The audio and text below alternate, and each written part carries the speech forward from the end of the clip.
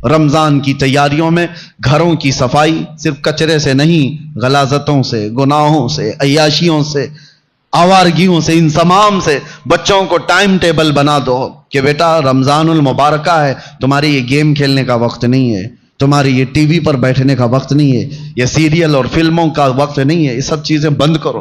بچوں سے کہو کہ اللہ کا مہینہ آ رہا ہے، اس لیے کہ میرے آقا نے فرمایا قیامت کے دن جس کے خلاف رمضان کھڑا ہو گیا اسے جہنم میں جانے سے کوئی بچا نہیں سکے گا۔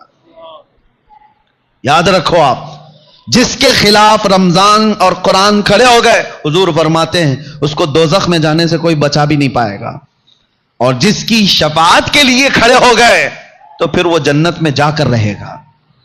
جس کی حمایت میں یہ دونوں کھڑے ہو گئے، قرآن اور رمضان، اسی لیے قرآن اور رمضان کیسے خلاف کھڑا ہوگا؟ اللہ کی بارگاہ میں مقدمہ کرے گا کہ مولا میں اس کے گھر گیا تھا، اس نے میری بڑی بے حرمتی کی ہے، میں اس کے گھر گیا تھا تیرا مہمان بن کر، اس نے میری بہت توہین کی ہے۔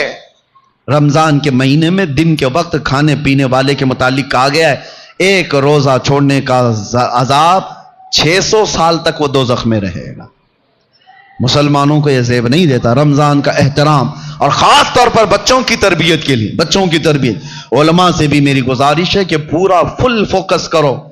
ہم یہاں ہوتے تھے یا جب بھی میرے الحمدللہ میرا معمول ہے رمضان میں فل پیکج، صبح سے لے کر رات تک ہم تو مصروف ہی رہتے تھے۔ وجہ یہ ہے کہ ان کو شیطان کی وہ ڈالی ہوئی عادتوں کی طرف نہ بھیجا جائے۔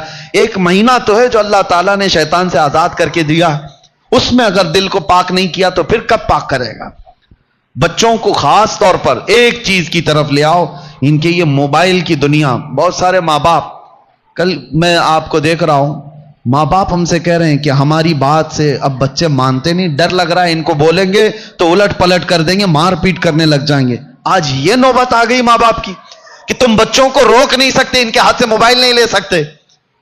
اکثر گھروں کا حال ہے یہ، میں آپ کو بتا رہا ہوں، اکثر گھروں کا، لے کر کے دکھاؤ۔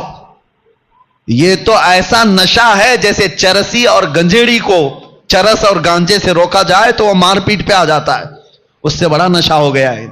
رمضان بہترین مہینہ ہے ان کی تربیت کے لیے، سب لوگ یہ عہد کرو، ان سے کہو ٹھیک ہے موبائل تمہارے ہاتھ میں رہے لیکن اللہ سے ڈرتے ہوئے کبھی بھی گندی تصویریں تو دور کی بات ہے، تمہیں گیم کھیلنے کی بھی اجازت نہیں ہے، اپنے آپ کو انٹرٹینمنٹ کے لیے وقت ٹائم پاس کرنے کے لیے نہیں ہے۔ اور اعتکاف میں جانے والے جو موبائلوں کے ساتھ اعتکاف کرتے ہیں وہ کیا بھلا اعتکاف کر رہے ہیں، ساری دنیا لے کر کے بیٹھتے ہیں۔ اللہ تبارک و تعالیٰ ان فواحشات سے ہماری حفاظت فرمائے۔ آپ سب رمضان کی تیاریوں میں اپنے بچوں کی تربیت پر خاص توجہ دیں۔ ہمیں ڈر لگتا ہے کہ کل کو یہ بچوں کے ساتھ جو ہونے والا ہے، جو وقت آنے والا ہے، بہت ڈر لگتا ہے۔ اس لیے میں بار بار تاکید کر رہا ہوں کہ اللہ ان کے ایمان کی حفاظت عطا کرے، ان بچوں کا ایمان سلامت رہے، ورنہ دنیا ان کے ایمان کی ڈاکو ہے۔ اللہ تعالی ہم سب کے بھی ایمان و عقیدے کی حفاظت فرمائے۔ السلام علیکم ورحمۃ اللہ وبرکاتہ۔